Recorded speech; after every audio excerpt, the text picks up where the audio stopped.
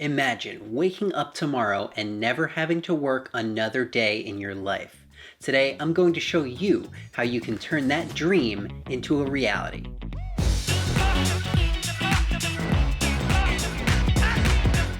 Hello, and welcome to Practical Personal Finance. My name is Andrew Shear, and this is where I give you the information you need to understand and succeed with money. Today's video is about retirement, and in particular, this 4% rule you may have heard about. You're going to learn how the rule came about, how it works, and how you can apply it to become financially independent. Make sure you stick around until the very end, when I'll give you some incredible resources that you can use to plan ahead and maybe even retire early. Go ahead and hit that like button, and if you're new here, hit that subscribe button, and let me know what you think of the 4% rule in the comments below. Let's start from the beginning. What is the 4% rule and where did it come from? Well, the 4% rule is a strategy for retirement planning. It suggests that you can safely retire if your annual spending is 4% or less of your investments in stocks and bonds.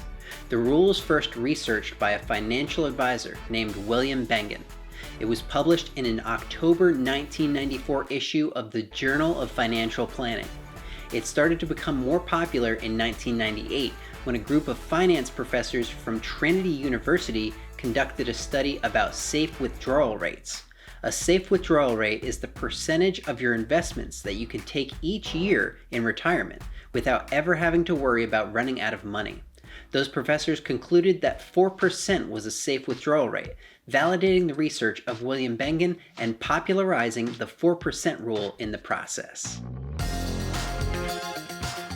So how can you use the 4% rule to determine when you'll have enough to retire? It's pretty simple, actually. First, you need to determine how much you spend each year. Then you multiply that amount times 25. The result is the amount you need to retire using the 4% rule. As an example, let's say my annual spending totals $40,000. If I multiply $40,000 by 25, I get $1 million. If the value of my investments is $1 million or more, I can retire, and as long as I follow the 4% rule, it's very likely that I'll make it through the rest of my life without running out of money. The 4% rule makes 4 key assumptions about the accessibility of your money, what it's invested in, the amount you'll withdraw each year, and the planned length of your retirement. Let's take a look at each of these assumptions so that you can have a complete understanding of how the rule works. First is the accessibility of your money. This is pretty simple. You need to be able to access your money when you're ready to retire. If your money is in a retirement account like a Roth IRA or a 401k plan, you won't be able to access it without being penalized, in most cases until you're 59 and a half years old. If you're planning to retire using the 4% rule before that age, you'll need your money invested in non-retirement accounts, which don't have the same tax benefits as the retirement accounts I mentioned earlier. Second is the type of investments. The 4% rule assumes that you have your money invested in stocks and bonds. It's based largely on the assumption that you can earn a reliable return on investment in the long term, and that you can pull money out of your investments on an annual basis. Another investment, like your home, might count towards your net worth, but it would not be able to produce any income for you in retirement unless you sold it. Therefore, your home would not be counted in any 4% rule calculations. Third is the amount you plan to withdraw each year. The 4% rule assumes that you will calculate your annual withdrawal at the beginning and that it will only increase slightly over time to keep pace with inflation. We all know the stock market has some good years and some bad years, which will undoubtedly cause your portfolio to fluctuate throughout your retirement. However, whether your investment is worth half or twice what it was originally, you're meant to continue withdrawing the same amount adjusted for inflation each year. What do I mean when I say adjusted for inflation? Well, $40,000 today will buy a lot more than $40,000 will 30 years from now. Each year, you should be planning to take a bit more off your investments as income to keep pace with inflation. As an example, let's say your income amount in year 1 was $40,000 and inflation was 2%. For year 2, you would take the previous year's income of $40,000 and multiply it by 0.02, which is 2% in decimal form. Do that and you get 800. Add that to your year 1 income to get your income for year 2. Finally, we've come to how long you plan for your retirement to be.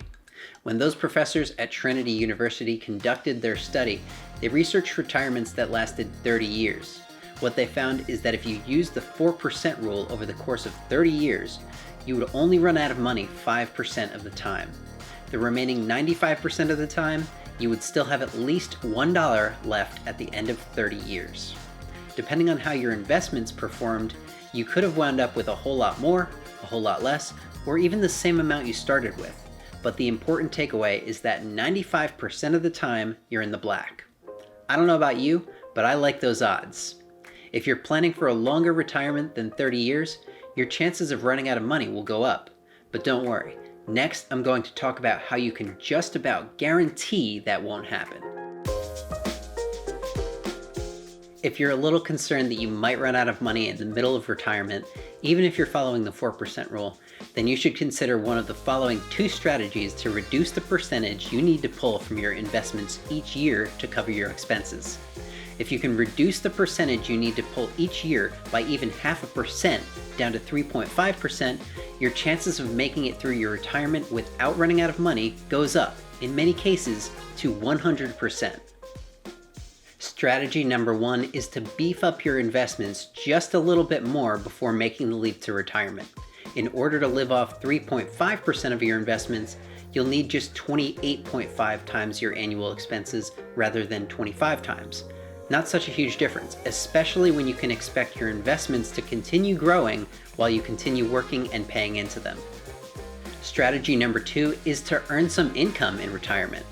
Perhaps you could pick up a part-time job somewhere you enjoy spending time, or maybe you decide to start your own small business or a consulting practice.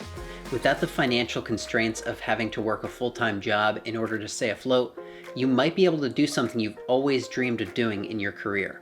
Plus, it'll keep your skills sharp for whenever that golden opportunity comes along. When you're thinking about retirement planning and the 4% rule, don't forget about other benefits you may be entitled to as well, like Social Security income, Medicare health coverage, and access to retirement investments like a Roth IRA or a 401k plan once you're of age.